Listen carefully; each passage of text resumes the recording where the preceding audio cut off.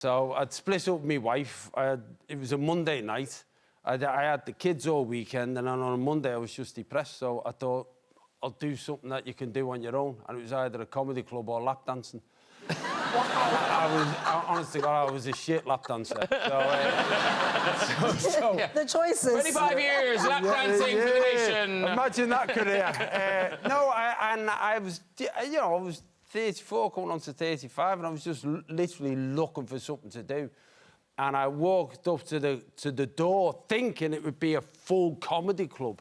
And the guy on the door said to me, it's £4 to get in, but it's free if you put your name down. And I said, put my name down for what? He said, it's an open mic night. And I genuinely didn't know what that meant. Yeah. He said, that means you put your name down, and if your name gets called out, you get on stage. And because I'd only been to 2 comedy clubs that had always been full, I thought, well, there'll be 200 people, they'll never get to me.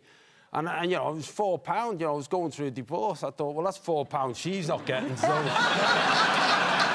I put my name down, expecting never to be called out, and I walked in, and there was 7 people in the place, and 5 of them had put the name down.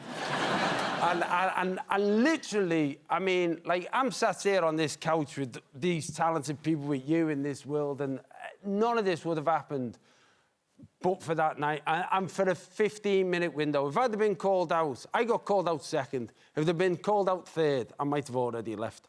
So I got called out second after a Geordie fella doing chicken impressions. I'm not kidding. Is he celebrating 25 years? No. Yeah, he's got his own chicken farm now. And I remember sitting in the audience thinking, this brilliant comedian called Mick Ferry come on, who's comparing, and I was thinking, does he not know there's no one here? Then he went, your first act is, and this fella come on and go, oh, yeah, all right, you know, yeah. Have you ever seen a chicken drive a van? And I was sat there thinking, it sounds like good. I know. Hey, like, have you ever seen a chicken playing football? And then he called out my name.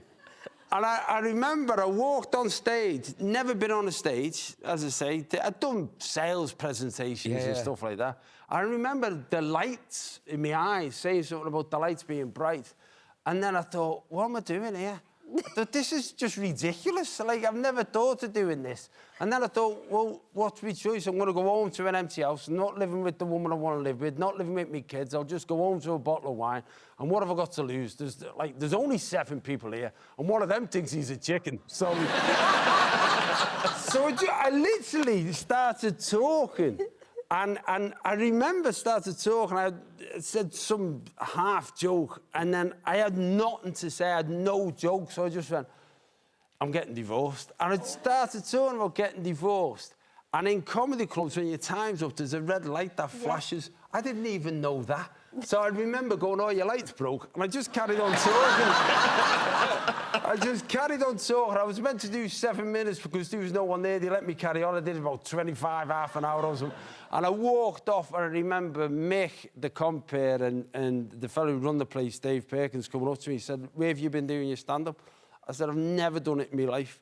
And he said, well, some of that was really good. He said, some of that was funny. He said, the bit where you started talking about getting divorced and you started crying, don't do that again. he said, but come back, and we're here every Monday. So it was like counselling. So I just kept on going back. Wow, what an amazing journey. 25 years with John Bishop, everybody.